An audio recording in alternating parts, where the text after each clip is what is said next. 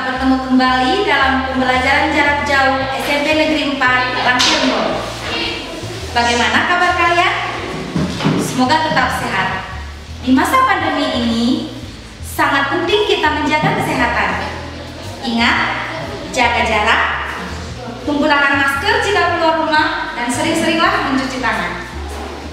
Baiklah, hari ini kita akan belajar bersama mengenai perpangkatan dan sifat-sifatnya.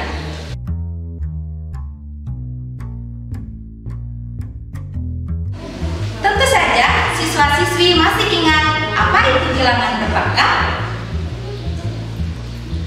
Bilangan berpangkat sudah kalian pelajari ketika kamu di kelas 7.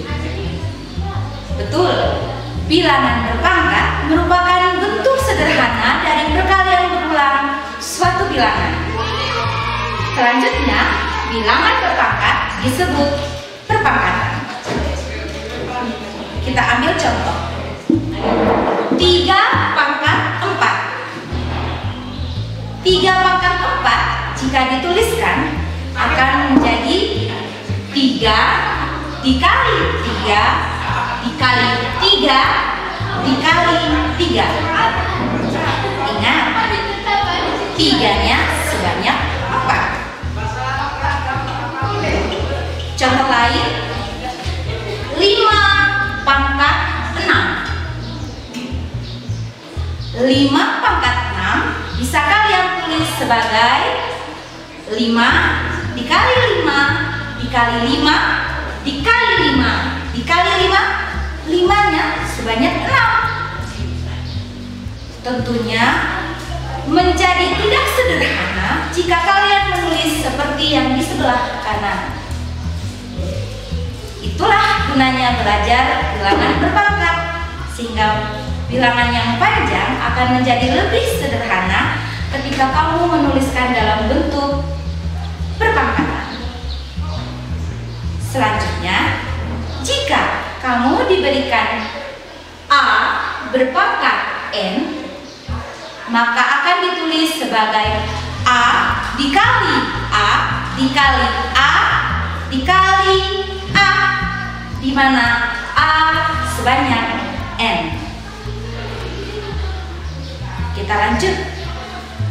Bilangan berpangkat itu sendiri, A berpangkat N. Ingat, A berpangkat N. A disebut basis atau bilangan pokok, sedangkan N disebut pangkat atau eksponen. Mari kita lihat satu contoh lagi. Min 3A pangkat 3. Bagaimana? Jangan takut, lihat baik-baik. Min 3A merupakan bilangan pokok dan 3 merupakan pangkat. Jadi ketika mengerjakannya, kamu akan mengalihkan berulang bilangan pokok sebanyak pangkatnya, menghasilkan min 3A kali min 3A dikali min 3A. Hasilnya seperti biasa, min dikali min, hasilnya positif, betul. Positif dikali negatif, hasilnya negatif. Nah, sekarang tinggal dihitung angkanya saja. 3 dikali 3, 9. Bagus. 9 dikali 3, 27. Maka hasilnya menjadi min 27. Bagaimana dengan variabelnya? Ya, min 27A pangkat 3. Sekarang kita akan lanjutkan ke sifat-sifat perpangkatan. Mari perhatikan contoh berikut ini. Baik, kita lanjutkan dengan sifat-sifat bilangan berpangkat. Kita mulai dengan contoh. Jika ibu berikan 3 pangkat 4 dikali 3 berpangkat 2, maka sesuai konsep bilangan berpangkat, 3 pangkat 4 saya akan kerjakan sebagai 3 dikali 3 dikali 3 dikali 3, 3-nya ada 4, dikalikan dengan 3 pangkat 2, berarti 3-nya ada, betul, 2, dikali 3 dikali 3. Maka sekarang kita mendapatkan bentuk perkalian berulang dari bilangan 3 sebanyak berapa kali? Ya, ada 6 kali. Jadi kita dapat 3 pangkat 6. Sekarang saya minta siswa-siswi perhatikan hubungan antara pangkat 4, 2, dan 6. Bagaimana hubungannya?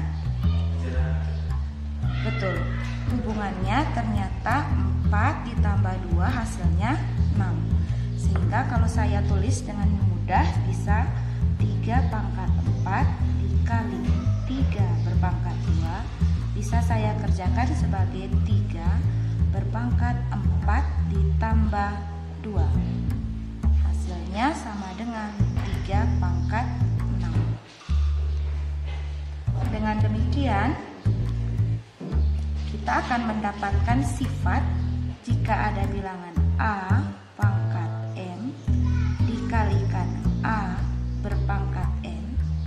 Perhatikan bahwa bilangan pokok di sini tetap sama ya. Di sini ada 3, di sini juga 3, di sini A, di sini juga A. Maka jika ada perkalian bilangan berpangkat dengan bilangan pokok yang sama, maka apa yang terjadi?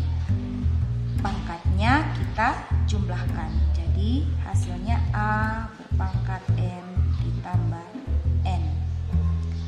Ini kita simpan sebagai sifat pertama.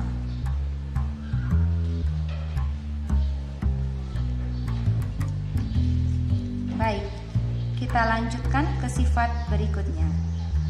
Jika ibu berikan 3 pangkat 5 dibagi 3 pangkat 2. Perhatikan bilangan pokok tetap sama ya.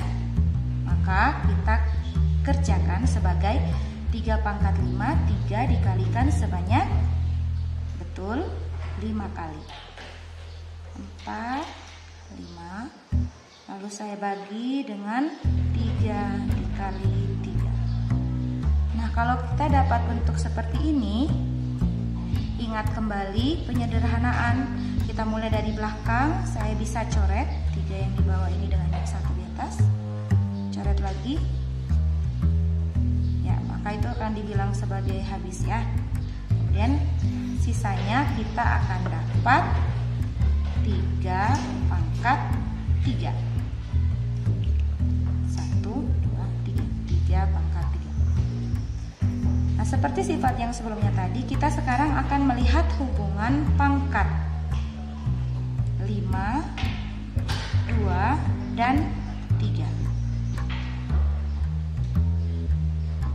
Ya, betul, pangkatnya kita kurangkan. Sehingga kalau saya kerjakan 3 pangkat 5 per 3 pangkat 2, bisa saja saya kerjakan sebagai 3 pangkat 5 dikurang 2, hasilnya menjadi 3 pangkat 3. Demikian, maka kita akan mendapatkan sifat berikutnya jika ada bilangan A pangkat N dibagi dengan bilangan A berpangkat N, maka pangkatnya dikurangkan, N kurang N. Saya dapat sifat baru, A pangkat M per A pangkat N sama dengan A berpangkat M kurang N. Yang ini kita simpan sebagai sifat 2. Baik, kita lanjutkan ke sifat berikutnya. Dari tadi ibu selalu memberikan contoh 3. Apakah hanya berlaku untuk 3? Tidak, tentu saja tidak ya. Berlaku untuk semua bilangan bulat. Baik, kita pilih angka yang lain. Misalnya ibu kasih soal, berapakah 4 pangkat 3 dipangkatkan 2? Baik, kalau kamu mendapatkan soal seperti ini, bilangan pokoknya yang kita lihat sekarang adalah ini ya, bilangan pokoknya 4 pangkat 3 yang dipangkatkan 2. Artinya 4 pangkat 3 dikalikan sebanyak 2 kali. 4 pangkat 3 dikali 4 pangkat 3. Nah, kembali, kalau kalian sudah dapatkan bentuk seperti yang di kanan ini, maka kita dapat lihat ada bilangan pokok yang sama. Operasi yang terjadi adalah perkalian.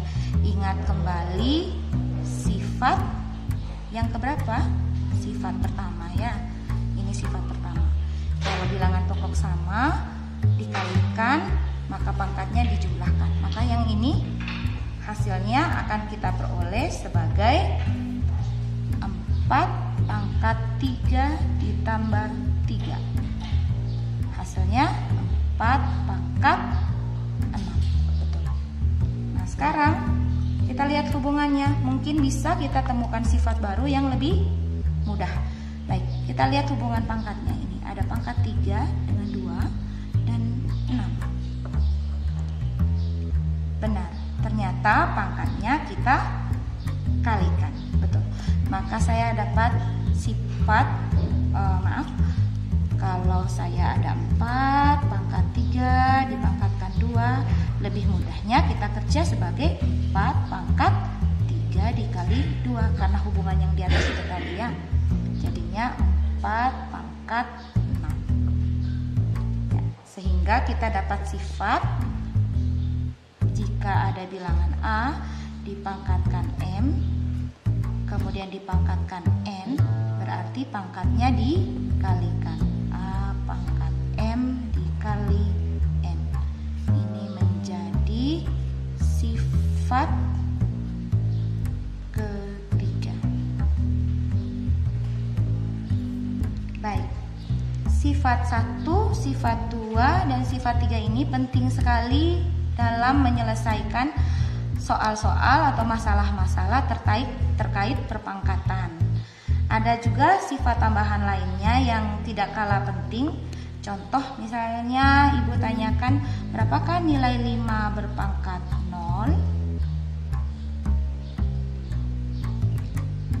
Ada yang tahu 5 berpangkat 0? Baik, proses menemukan bilangan berpangkat 0 saya bisa dengan manipulasi. Ibu kasih contoh, misalnya 5 pangkat 0, ternyata pangkat 0 itu bisa kita sebut sebagai 1 dikurang 1, benar kan? Jadi saya bisa tulis sebagai 5 pangkat 1 kurang 1. Nah, kembali kalian lihat, kalau kurang itu berarti sifat yang kita pakai, kalau pangkatnya dikurangkan, sifat yang kita pakai sifat berapa? Betul, kita akan pakai sifat yang kedua ini ya. Karena kurang, maka operasi yang terjadi adalah pembagian. Maka saya bisa tulis sebagai 5 pangkat 1 kurang 1 sebagai 5 pangkat 1 per 5 pangkat 1.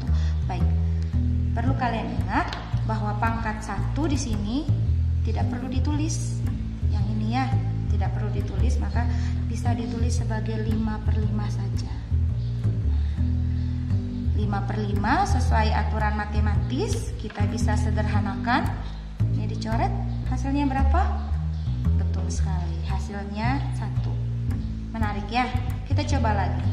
Mungkin kalian pikir hanya berlaku untuk angka 5 saja. Baik, kita coba bagaimana kalau 20 dipangkatkan 0. Coba 20 pangkat 0 ya.